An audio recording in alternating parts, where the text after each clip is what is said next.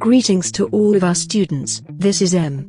In this episode of our self-defense series, I would like to start by making a correlation between the movements in our stick fighting fitness drills and the movements in our knife defense techniques. Please have a look.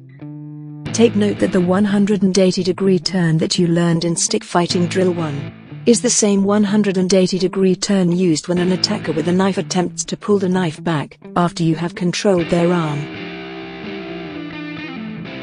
Can you see the correlation? Notice the spin to the left, the footwork. Notice how the left foot goes back. See how the hands pulling the stick back is the same motion used to slam the knife back into the attacker.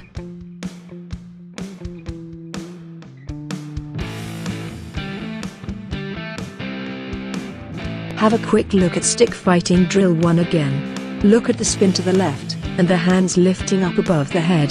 See the left foot going back to stop the spin. Notice how the body sinks down a bit upon completion of the spin. It is just like the under-the-arm knife defense technique. The constant turning motion with the weighted stick strengthens the muscles in the midsection. Over time, this develops massive power for striking or throwing an attacker. And remember, you can do these drills with very little space. And what you practice with the stick also applies to other objects that can be used for self-defense, such as a walking cane or a self-defense umbrella. In this case, the demonstrator is using a bokken, which represents a Japanese katana.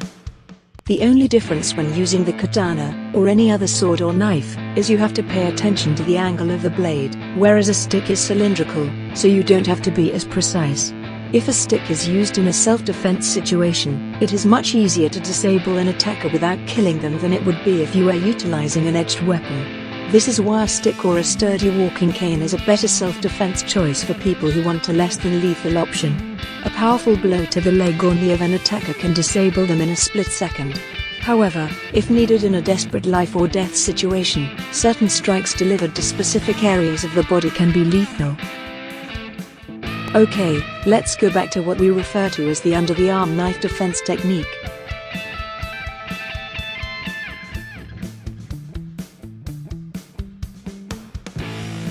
First of all, when you begin practicing this technique, start out in a normal standing position. Don't get yourself into a fighting ready stance. Also, do not complicate your learning process by having the attacker come in close and grab you with their other hand.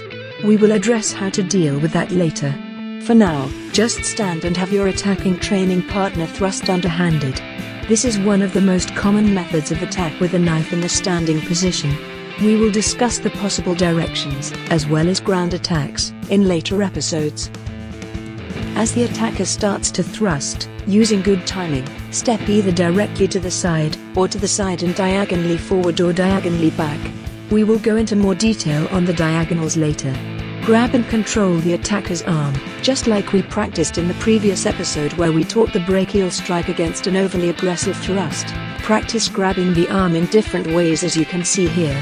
When reacting to a split-second attack, your hands might not land on the attacker's arm in the way that you trained. That is okay. Just keep control of the arm that is holding the knife. The attacker's natural tendency in those split seconds is usually to try to jerk the knife back. Hold on and go with the direction of their pull. Use a twisting motion, as you can see here. This will help you to line up the knife as you deliver it back to the attacker with powerful force.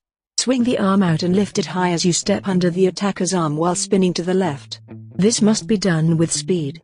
Again, practice your stick drills if you don't have a partner to become better at the spin. See how the demonstrator's hands are naturally adjusting on the attacker's arm, such as in this case where both hands landed over the top of the arm. By training with your stick drills, you are developing this kind of hand coordination and finger dexterity without needing a partner. Becoming good at anything is about repetitive practice. We are showing you the fastest ways to learn many self-defense skills at once, shortening your time to becoming truly proficient at defending yourself with your hands or with an improvised weapon in any situation. Okay, so the next thing to talk about is what happens when you overshoot a bit and the attacker's arm goes behind their back like this. In this case, while holding up tightly on the attacker's arm, quickly release with one hand and slam it down on the attacker's suprascapular area. There are nerves under here that will shock your attacker. Grip as tightly as you can over the attacker's trapezius muscle. Dig in deep.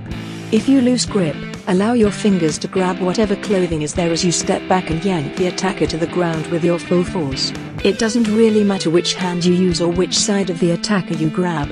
We prefer to grab across like this for a little bit more control so the attacker can't slip away. Whichever hand you use, you must move it fast and come down with all your smashing force and grip strength. Note, do not use full force against your training partner, or they will not train with you for long. Also, extreme training danger. Do not pull your partner to the ground. If you do this with their arm behind their back, you're either going to dislocate their shoulder, snap their arm, or both. Other options you have are smashing the face and driving the attacker to the ground, or if they have long hair you can use it to pull them down. But whatever you do, take good care of your training partner. You need them.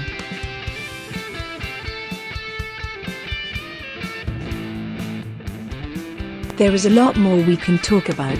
If you want to learn more, contact us and come to one of our in-person training classes. But let's conclude this episode by talking about something that is commonly overlooked. That is situational awareness. When you're out walking where there are other people, you need to pay attention to hands. Hands are what can kill you. If someone is approaching you and one of their hands disappears, it could be reaching for a hidden weapon. Good awareness can prepare you to act when you need to. Also pay attention to your spacing, or reactionary gap, between your body and others. We will talk about this more in depth another time. Just know that you need time, and therefore enough space, to react to an attack.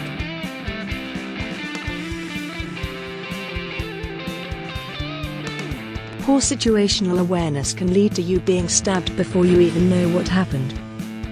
Of course this can happen. If it does, immediately blast the attacker away with all your force. You need that knife out of your body, and as much distance as possible to prevent being stabbed again and again. Even though you've been stabbed, you are not dead.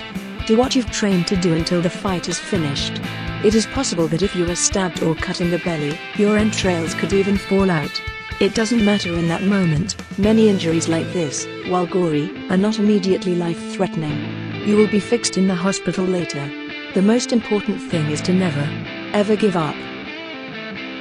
And it's important to routinely point out that the best way to survive a knife attack is to not get into one. Train to increase your awareness. Be in good shape and prepared to run away from any fight. Forget your ego. Ego gets people killed. If you do happen to be attacked and you know nothing else, control the arm holding the knife and scream as loud as you can for help. We will teach you more and more techniques until you are proficient at defending against all the common attacks so you can put an attacker down quickly, get away, or advance on an attacker to protect someone else such as your own child, parent, or spouse.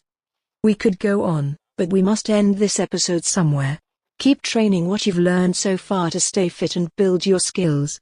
Remember the 4 pillars of survival: proper mindset, situational awareness, skill proficiency, and physical fitness. That is all. Sincerely, M.